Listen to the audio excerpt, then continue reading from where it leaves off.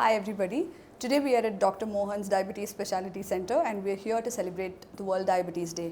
Today who have joined us are consultants at Dr. Mohan's who are here to talk about the myths and facts about diabetes. Hello Dr. Praveen. Hi Dr. Swetha. Hello. Hi Dr. Vinod. Hi Dr. Vijayalakshmi. Hi Shilpa. Hi Dr. Arjun. Could you please tell us about how long you've been with Dr. Mohan's and your years of experience in this field? I've been Dr. Mohan's Malleshwaram branch from the inception of the branch. It's been almost close to 7 years. I'm a consultant at Dr. Mohan's Diabetes Specialty Center, Whitefield. I've been with Dr. Mohan since last 2 years. I joined Mohans at a difficult junction in my career. Okay. It was COVID-19, the first wave. Okay. So that's when I decided to join Mohans. I've been a consultant in Dr. Mohan's Diabetes Specialty Center for the past 3 years. I'm a consultant at Dr. Mohan's Basavanagudi branch in Bangalore. So I have been working here for the past 3 years, but been practicing for the past 6 years. Okay. If you ask my area of interest, it majorly lies in the young onset diabetes. You see the type 1 diabetes, early type 2, FCPD and maturity onset diabetes. Also interest on diabetes technology as well as diabetic foot. My areas of interest in diabetes are type 1 diabetes mellitus and maturity onset diabetes mellitus, gestational diabetes mellitus. Dr. Mohan has been a pioneer in the field of diabetology, and diabetes has always been my area of interest. Though I also have specialization in infectious disease, my main interest lies in preventing the complications of diabetes as well as infections. Okay. The reason why I came to India is that, I have freedom of practice and prevention aspect of both diabetes, cardiovascular disease and infections like influenza and pneumonia, which are very underutilized in India. Vaccines are very, very underutilized. So these are the reasons why I joined Dr. Mohan's, and this is my 5th year with them. Wonderful. Thank you for that. I'm specialized in diabetes, treatment of all types of diabetes. So journey with Dr. Mohan's has been both challenging, at the same time very fruitful also. Because the only simple reason being because when I come and see people who come sick, but after let's say 3, 4, 6 months go back really happy and they enjoy a good life, that gives a lot of satisfaction. So yes, both challenging at the same time equally satisfying. Thank you for that. Hello all. First, today we are here for the World Diabetes Day, right? So before we start with regarding the myths and facts about diabetes, can each of you share one of your most hilarious, funny or very scary moment that you've encountered with your patients, whoever wants to go first? Yeah, I'll share one hilarious, encounter with one of my patients. So this is a young guy, IT professional working in the night shift, stressed about the job, resorts to stress eating, comes to the clinic with a high HbA1c, and then we started explaining he's genuinely concerned what kind of a diet should I take, and what kind of exercise should I do. So because he's a young patient, definitely we need to focus on more and correct the lifestyle changes to minimize the medicines that he will need in the later on. So I took about 20 to 30 minutes about the diet and exercise part, explaining the major food groups, carbohydrates, proteins, fats. In diabetes, carbohydrates needs to be reduced to the extent possible, increase the protein intake, drink more water, exercise, explain in the chart what is the food concept, good 20 minutes over. So he seemed to be very receptive to this idea, agreed to implement all these changes. Then he was going out of the room, holding the door and asked this question: what should I eat from tomorrow? Oh God, okay. Anybody who's encountered a very scary moment? Something that was very scary when you heard from the patient? A scary thing I would say is a lot of younger generation, probably like 17 years, 18 years, probably diagnosed and put on insulin. They would be on twice insulin as type 1. But ideally in type 1, you have to give 4 shots, what you call as a basal bolus. The scary part is, as doctors, we get a lot of people from out of Bangalore. They come with a lot of hopes, thinking that going here, the doctor may stop insulin, probably may give us the other news. Unfortunately, in a proven type 1, we do the test to rule out whether it's type 1, type 2 or what type it is. In a proven type 1, insulin remains the choice.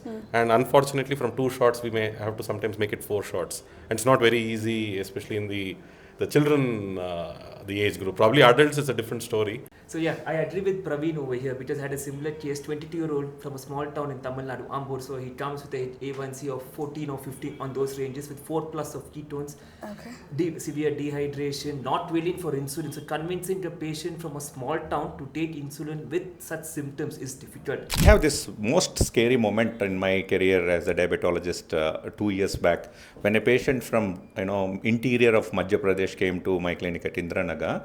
So this child, 3-year-old, was diagnosed with type 1 diabetes because the child was hospitalized at a local hospital, which is a good institute, very famous institute. And the doctors diagnosed it and saved the life by giving right time insulin and then counseled the parents to give the same insulin daily 4 times at home, which the parents find it unacceptable. Because they were influenced by the relatives that this child can be treated with alternative methods. They approached some ashram, went to a Baba, and such Baba has given that false belief to the parents that they can cure this type 1 diabetes. And I counsel to the best of my ability, explain to them the child needs insulin, 3-year-old child. I saw my own daughter in that child. And I really do not know what happened with that patient because patient is not turned up to the clinic. That is the scariest moment in my career. So why do you think, do you really feel ignorance is something that is causing people to think this way? No, I think it's a combination of both. We have a lot of information, but probably the correct information doesn't reach the people. That's the biggest challenge. It becomes supremely serious, and we have the ladies very quiet here, okay? So Either one of the relatives complaining against the patient, either the husband against the wife, or the wife against the husband, or the son against the mother, children against parents, parents against children. They come and put on new points, this person doesn't do this at home, this person doesn't do this at home, or this person does this in a wrong way. And that patient will be looking in an awestruck way. First is diagnosing and accepting the fact of their diagnosis, and second is does my family member think of this way with me? It's a completely different point. So that mixed reaction which comes from the patient as well as the relative is it's like kind going of to the doctor, pay money and then get the shunting. exactly. That's what I feel. I would shut my mouth and let them handle the things between them and then go ahead with the professional advice. So this I meet day in, day out. Again, one case which is a young person with probably more than what expected high sugars. One thing came, sir, I will do whatever you say, but don't ask me to stop drinking.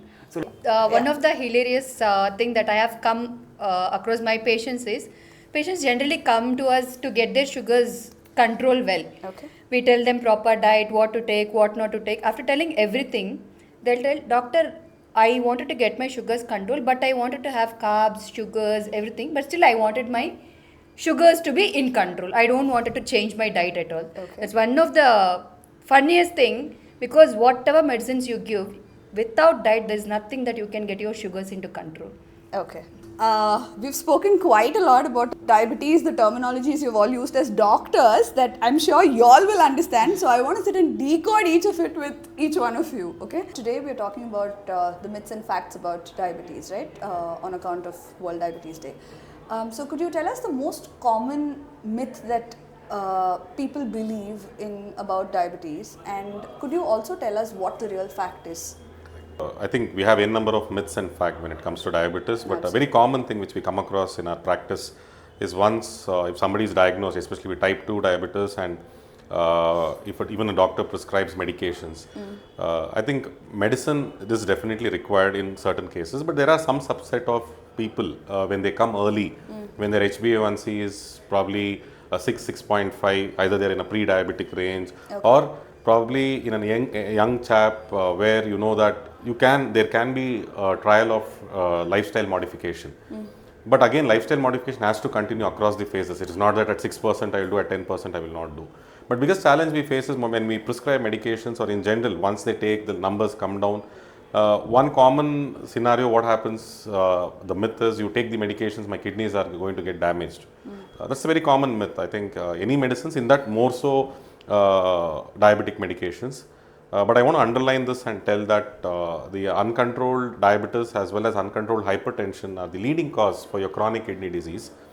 Drug-induced kidney damage can happen with some of your painkillers. There are certain nephrotoxic drugs which we would be for use for some other indication. Okay. But over the counter, you take your painkillers. Over the counter, you go and take your injections without checking with your respective doctors. That can definitely cause kidney damage. But uncontrolled diabetes for a long time, uncontrolled hypertension for a long time, definitely is the leading cause. And unfortunately, you don't have early markers. You say limb swelling, bilateral, you have your legs being swollen, or periorbital edema, that is, you'll have a swelling below your eyes. These are kind of the advanced stage when the proteinuria is already on the gross levels.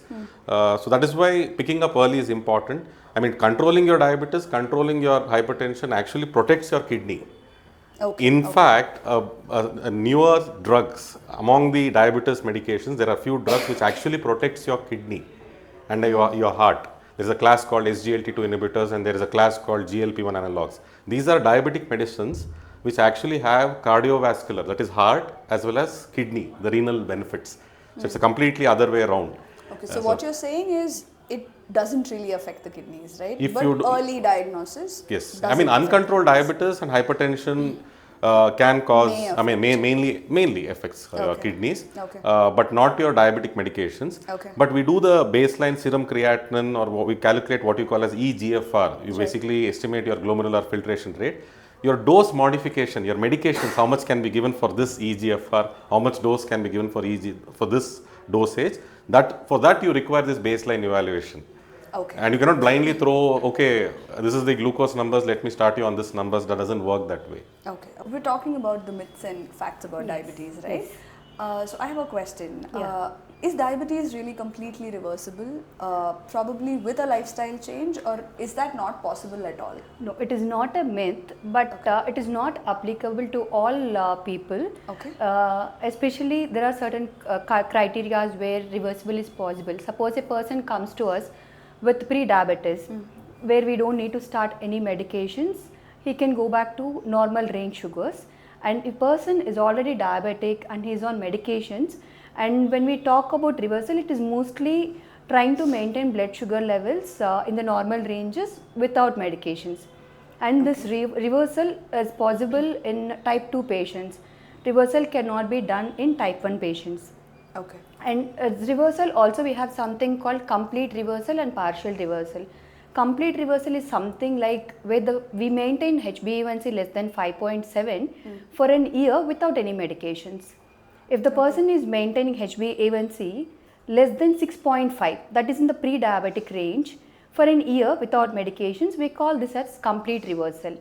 Okay. And there are, we select the candidates. The individuals need to have certain criteria for this reversal.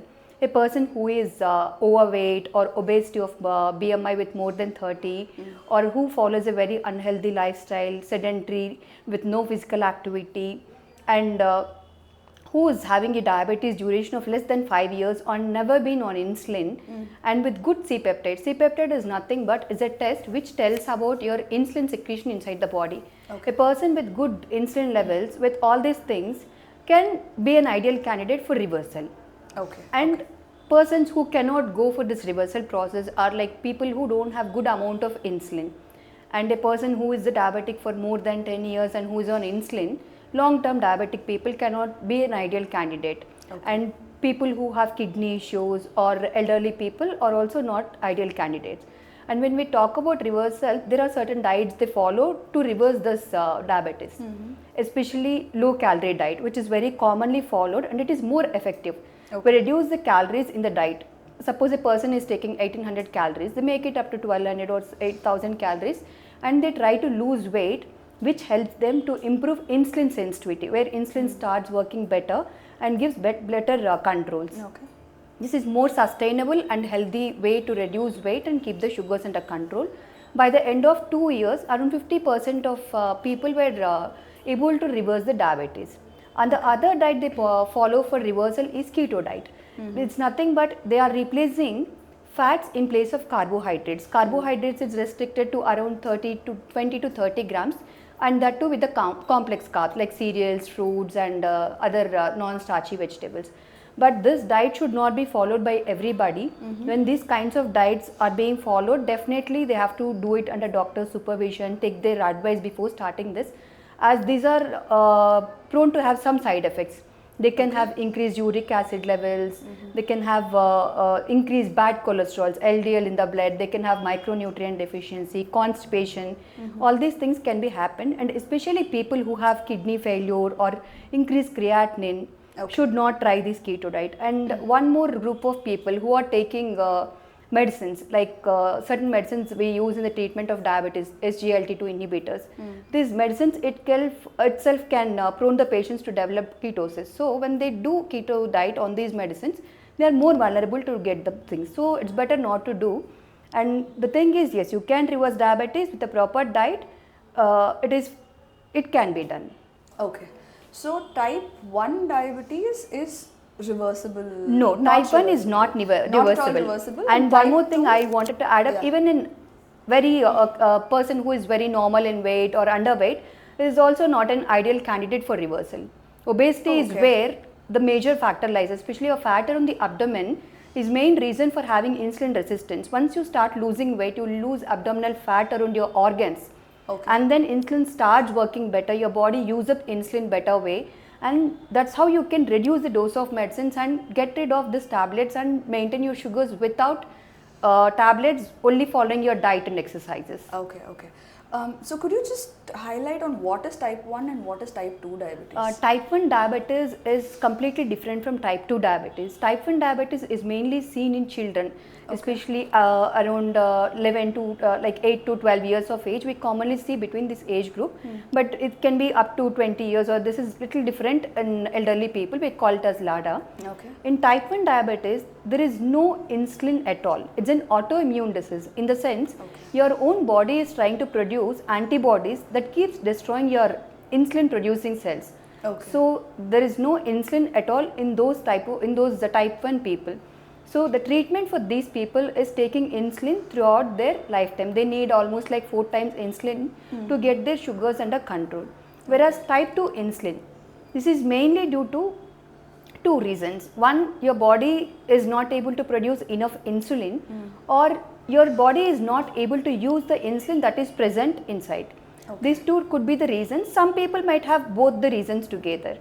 And for these type 2 people, the treatment options could be tablets and insulin. Depending upon their sugar levels and various conditions, we decide what would be the best for them and we put them on that. And type 2 people will have easier control of sugars. They can control the sugars with less fluctuations. Whereas in type 1, they are more prone to infections because of very high fluctuations. It's little difficult to control the sugars compared to type 2 people, and these kids are more prone to develop complications of diabetes. So today we're talking about the myths and facts about diabetes, right? What's your take on artificial sweeteners being, how impactful is it for diabetic people? So I would say anything coming new on the market these days, people have their suspicions, whether it's the COVID vaccine, people see with the suspicion that somebody is trying to outsell you, and any vaccine, flu vaccine, it is taken all across the world, but in India we tell people to take, they don't take it. So these innovations are backed by science. Just like that, artificial sweeteners have been there for almost 60 years. Western countries have been using it. But they are not a complete replacement for a healthy diet. Healthy diet definitely plays an important role. But if you are somebody who is drinking tea with regular table sugar and having difficulty controlling your sugar spikes, definitely the sugar sweeteners, aspartame, stevia, these kind of sweeteners will come to your rescue and reduce those sugar spikes and thereby get your HbA1c to the normal range. So it's not really something that's doesn't work the way it's supposed to? Is that what you're saying? It really works the way it's supposed to, but again, the amount of artificial sweetener that one needs to rely on needs to be checked. Today we're talking about the myths and facts about diabetes, right? So I have a very common one that we hear. Is it true that eating a lot of sugar causes diabetes? Partly true. Eating a lot of sugar can be one of the reasons for the initiation of diabetes, but not the only reason for people getting diabetes. Basically, the main culprit will be the carb content. As far as I'm talking about the diet, the main culprit will be the carb content. So as long as the carb content is on the lower side, the risk will be lower. Combined with fiber being on the higher side, protein according to the body weight, this is what we call as a complete diet for a diabetic patient. Okay. So sugar is not the whole and sole cause, but one of the major causes. Along with that, it goes unsaid, rice, high GI, All the carbs that yes, is that will taken. also be one of the causes. Again, without control, right? Not. Yes, in moderation, anything in moderation is better. Okay. But it again depends on if the patient is already a diagnosed case of diabetes, and it depends on what control of diabetes is there in the patient. So what will be moderation, what is allowed, what is not allowed will depend on the level of control. But if you're talking about a person who wants to avoid becoming a diabetic, then yes, sugar is the easiest way of saying completely avoid sugar. But there are also accompanying components which we call as carbohydrates that also you have to take into account. But completely cutting out carbohydrates is not going to help you, right? Will that? No, it's not completely cutting down carbs. See, in an Indian diet, what happens is 50 to 60% is carbs, or even more than that is carbs. Just around 20 to 30% is fats, and around 10 to 20% is proteins. Now, we have to vary this ratio in such a way that it becomes healthy. Okay. Not completely avoiding carbs is not going to take the person anywhere. So what we have to do is reduce the number of carbs and compensate that reduced carbohydrates with fiber and proteins. Okay. Fats being the same amount. This is what we mean. Okay. So carbs on one side and maintaining your diet on the other. Somebody who is diabetic, can they have fruits? Because it's sweet to taste. So I'm going to ask in terms of a layman's world. I don't know what causes diabetes for me, where sugar is present, and it's not just white sugar, right? So Yes. So can anyone who's diabetic, can they have fruits, or is it a complete no? See, again, it depends on the level of control of that patient. Okay. If supposing their HbA1c is 10, 11, 12 or even higher than that, then I would say don't take any fruits as of now. Once you go into a better control of your blood sugars, then there will be certain inclusions which we will allow. Okay. And not all fruits are allowed for diabetic patients. There are certain fruits which should be, it's better if the patient avoids it, like banana, mango, chiku, custard apple, watermelon. They're all loaded with glycemic load. The glycemic load is high, although the sugar is natural, but the glycemic load in these fruits are on the higher side. So we would suggest avoid these fruits. But once the control reaches a moderate level, then they can take fruits like apple, pomegranate, guava, kiwi, oranges. These fruits are certainly allowed. So somebody who is not diabetic has an overdose of fruits. Does that impact?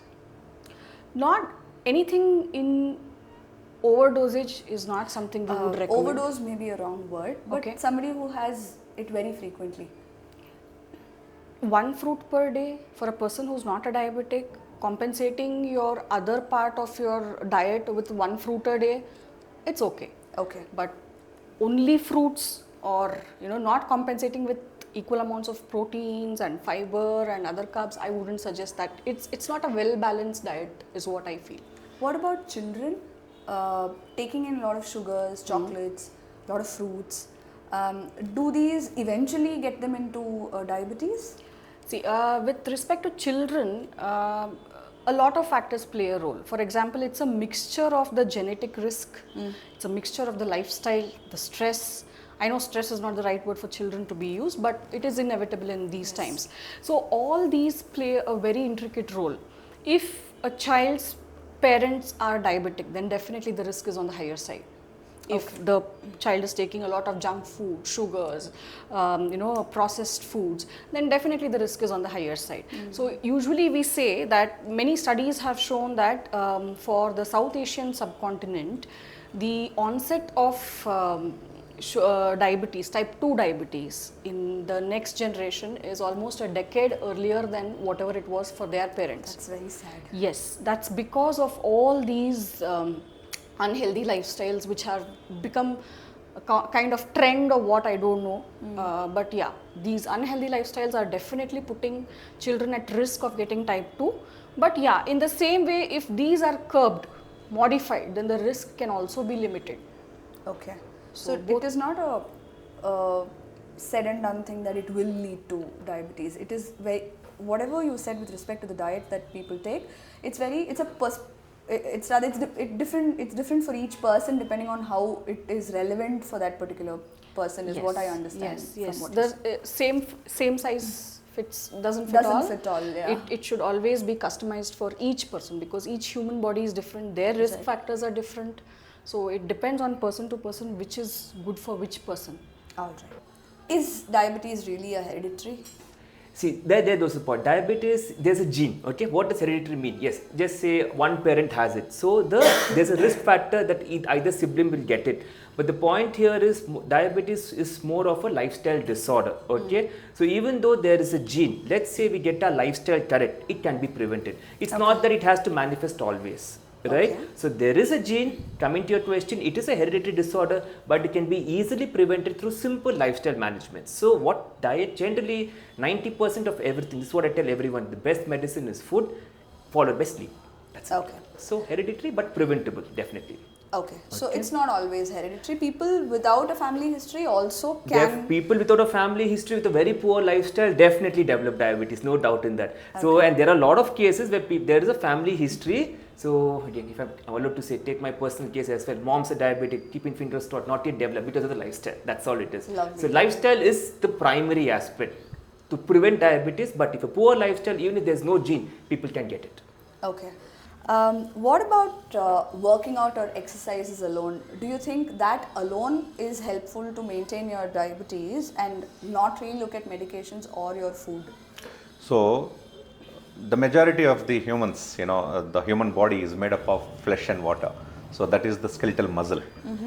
If you from the beginning take care of your muscle mass Right. by eating adequate protein instead of carbohydrates and do regular exercise by training that muscle, majority of the chronic diseases, which are related to the weight like diabetes, hypertension and dyslipidemia, and thereby the complications of these risk factors like heart disease and kidney disease can be postponed to later decades of life.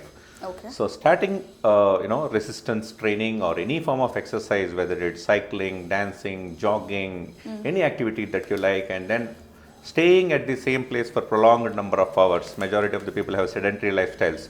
Try to incorporate that extra, 1 minute of activity in every day. In my case, I sit just like you too. So I get up to check the blood pressure of my patients. That moves my muscles. Okay. So incorporating that kind of exercise into your work, and then on top of that doing some 150 minutes of activity at least a week will go a long way in preventing diabetes as well as managing diabetes better. People with diabetes are prone to more infections. Is this a myth? No, it is a fact. People It's a with fact. diabetes, especially who are poorly controlled diabetic. Okay, when I say poorly controlled, see, we have these ranges. So let's say if a person is a young diabetic, that's what we are seeing now. My example here, my youngest is a type 2, what we call is the most commonest, 90 to 95%. He's close to 20 years, but he weighs only 100 kilos. So, but younger the patient, I expect his sugars to be more in control. Okay, so instead of, we have been giving guidelines. So instead of practicing the guidelines way, so let's say if I have a younger guy, yes, I need strict control. But let's say I have a 75-year-old, 80-year-old, I do not expect such strict control. Okay, but coming to your question, yes, diabetic people are prone to more infections. Let's say a young person, 20 to 30. If he comes with a sugar of HbA1c of 11, 12, he is very much prone because his immunity is low. It's about immunity and it's not primarily about immunity, yes. So does diabetes and immunity have a link? Definitely, diabetes and immunity have definitely a link. That's because, see, again, what is the primary reason for diabetes? We spoke about the gene. That's one aspect. The 90% aspect lies in the food. Yeah. So eventually, even the immunity and food are directly related. Okay. Right? Okay. So there are certain foods, in particular 10 to 15 years back, so that's what even the cardiologists have started saying. We had 3 major sources of nutrition: protein, fats and carbs. 10 to 15 years back, they used to say fat was evil, fat was evil. But today you talk to anyone, the newest evil is carbs. So you take our Indian diet, what's the primary source? It's forget rice, it's only carbs, carbs, carbs. Correct. In addition, we have our junk food also. So this decreases the immunity. Indirectly, we are prone to all this. Why? Obesity. Because obesity itself is a state of inflammation. So whenever there is inflammation, there is immunity low. Whenever there is obesity, I'm prone to diabetes. And this is the most commonest complaint I hear from a 33-year-old. Sustu, I'm always tired. Why are you tired? Because you're eating your things which you're not supposed to eat. Okay. Eat more of vegetables, eat more of proteins, immunity develops. Once your immunity develops, you are prone to have a better lifestyle. So keep your sugars in check, you will have an equal immunity like everyone. Okay. Only people, especially diabetics with very poor glycemic control, especially poor sugar control, are prone to have infections, no doubt in that. What kind of infections can we look at? Anything, see, if it can be in the form of complications, let's say microvascular, macrovascular. So simple terms, when I say macrovascular, could be the heart, could be the nerves, could be the kidney, anything. Could be microvascular, you see a lot of people, they run to me and say, sir, my toe is becoming black. Gangrene, peripheral vascular disorders. What retinopathy, this one, they're all microvascular. So the complications tend to vary. Or in simple people, some people, let's say one more complication could be neuropathy, where they have burning sensation in the feet. Or generally women tend to come more with urinary infections, or men something have balanitis, what we say. So these are the infections people are prone to, or most importantly, poor wound healing. Okay. So we get hurt, the wound never heals. That's a primary indication, goes into the people's mind. Why is it not healing? I've been medicating it for the past 6 weeks. Check it, yes, because type 2, what we see, it's, let's say, a small scale, 10 people or 100 people, it's only 1 or 2 who develop symptoms. When they develop symptoms and the sugars are really high, why do people come to me in that state? So we say generally, if there is a family history, just check once in a year, or once in 6 months, once in 8 months. That's more than enough. Once in 6 months, or twice a year, or once a year at least, irrespective of that, so that you are aware. Okay. And keep the weight in check. So diabetes is not anything related, I mean, it's not something that's related only to blood sugars, but it does impact the Definitely other a areas poorly as well. controlled diabetes, diabetes which is really poor control can have impact on the heart, can have impact on the kidney, can have impact on the multi-organ. Okay, Multi-organ. that's the, let's say, one of the aspect. But if you look at the positive aspect, so the same diabetic people, if you have a healthy lifestyle, and this I would make it very clear, the diet which we give, which we talk about, is not, we are no more treating, okay, we are preventing diabetes. Okay. So probably we are going to schools like we have previously discussed, so the people are not aware of what to eat, what not to eat, right? Okay. So just take the word outside, eat more of proteins, more of fiber. That's when the immunity develops. So because there's a very misconception, oh, I'm a diabetic, my family has to make separate for me. It doesn't work that way. The diet remains the same. Diabetes, no diabetes. Hypertension, no hypertension. Diet is the same, and food is the best medicine. Okay. That's how it is. I have one more question. Yes, please. Out of this. Yes, please. So a lot of women who Yes. have been diagnosed with gestational diabetes during their pregnancy Yes. are not aware of whether this will resolve later. Yes. So I want to know if it will resolve later or it will not. It usually, if there's GDM, that is gestational diabetes, once they deliver, it resolves, okay? But there is a screening test which is done after 6 weeks past delivery. It's called as OGTT, oral glucose tolerance test, which is it has to be done, okay? Usually after 6 weeks after delivery, after that once in 6 months. Okay. So the best way is after that. See, generally urban women, here the weight gain, what we talked about, make sure you don't put not more than 7 to 8 kgs. Because one of the primary reason for GDM also could be too much of weight gain in the pregnancy also. So try not more than 7 to 8 that's the kgs ideal during pregnancy. That's the ideal, because for a rural woman they are kind of more into this one. But for a sedentary lifestyle, not more than 7 to 8, because that itself becomes a risk factor. But coming to your particular question, yes, GDM resolves, but after 6 weeks and oral glucose tolerance is a must. Then every 6 months. Okay. What is your take on for people who have been diagnosed with diabetes and then realize the importance of exercises? Yeah, I mean, the importance of diet and exercise should start from the childhood itself, as I said earlier. But unfortunately, it is not taught. So. Children are busy in the schools, and people are busy with the jobs, and they don't have time to do exercise. That is everybody's excuse. Even I am guilty of not doing exercise every day. But try to do at least 5. If you are a diabetic and you came to know about the importance of diet and exercise in your 30s or 40s, to minimize the amount of pills, you do your best with respect to exercise. It doesn't mean that you have to go to the gym every day. Any activity that you can sustain, consistently, be able to do that for the foreseeable future, and that you derive fun from. Okay. It could be just dancing with the kids in the evening time, or going for a brisk walk with the park with your friends in your apartment. These kind of small changes will definitely help you, irrespective of how long your diabetes is. Okay. So thank you, Dr. Vinod, Dr. Vijayalakshmi, Dr. Praveen, Dr. Swetha, and Dr. Arjun. Thank you once again.